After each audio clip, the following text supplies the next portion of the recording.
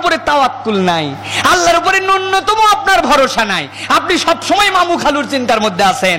আপনি আপনার বাপ দিয়ে গেছিল, দাদা দিয়ে গেছিল, পৈতৃক সম্পত্তি ছিল, অমুক মামা ছিল, এই পড়ালেখা করছিলাম, রেজাল্টটা ভালো হয়েছিল, অমুক রাত্রে গভীর রাত পর্যন্ত পড়ছিলাম, নোট একটু পাইছিলাম, ফেসবুক থেকে প্রশ্ন না আউট করছিলাম, এই দিয়ে না রেজাল্ট হয়েছে বলে না আমার চাকরির জন্য আবেদন করছি বলে না চাকরি হবে। ওই চিন্তা আপনার জন্য পজিটিভ।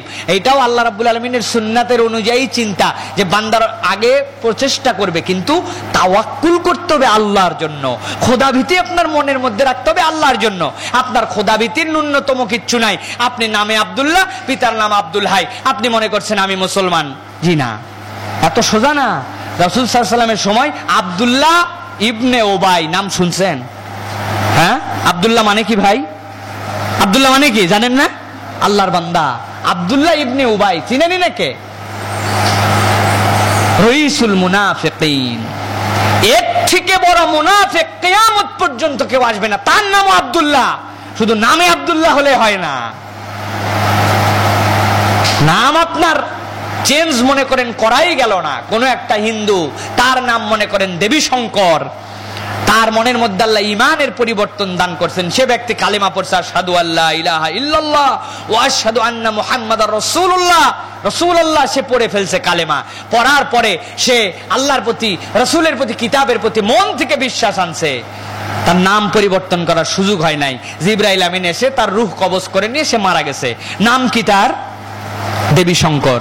আল্লাহ দেখবে যতই তুই কালেমা আনিস, যতই তুই মুসলমান হোস, বেটা তোর নাম রেজিস্ট্রি করা আছে জন্ম নিবন্ধনে দেবী শঙ্কর, তুই জাহান্নামী। ব্যাপারটা তাই নাকি? হ্যাঁ, ব্যাপার তাই নয়। আল্লাহ রাসূলের এরকম অনেক সাহাবী ছিলেন, হাদিসের মধ্যে পাওয়া গেছে যে সাহাবী ঈমান এনেছেন, আনার পরে এক ওয়াক্ত নামাজ আদায় করতে পারেন নাই। আল্লাহ রাসূলের সাথে জিহাদে চলে গেছেন, শহীদ হয়ে গেছেন, বিনা নামাজে ইসলাম আনার কারণে আল্লাহ তাকে জান্নাত দান করে দিয়েছেন। সুবহানাল্লাহ।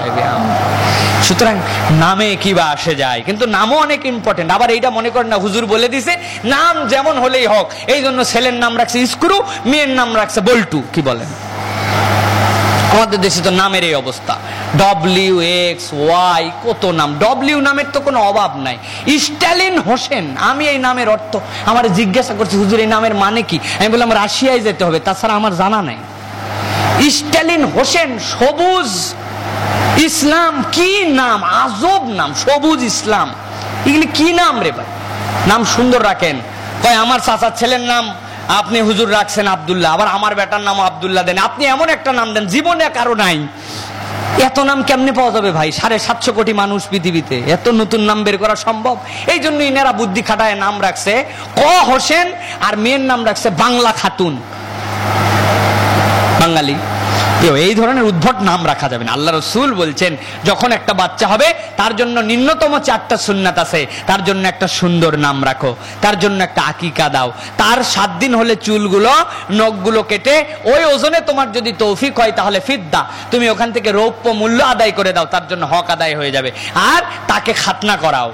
এগুলো হচ্ছে রাসূল সাল্লাল্লাহু আলাইহি ওয়াসাল্লামের সুন্নাত। তার কানের মধ্যে আজান দাও। তা আপনার আমার জন্য সুন্দর নামও রাখতে হবে, কিন্তু সুন্দর নাম কিন্তু কামে সুন্দর না, ওইটাও কিন্তু কোনো লাভ হবে না প্রিয় ভাইরা। এই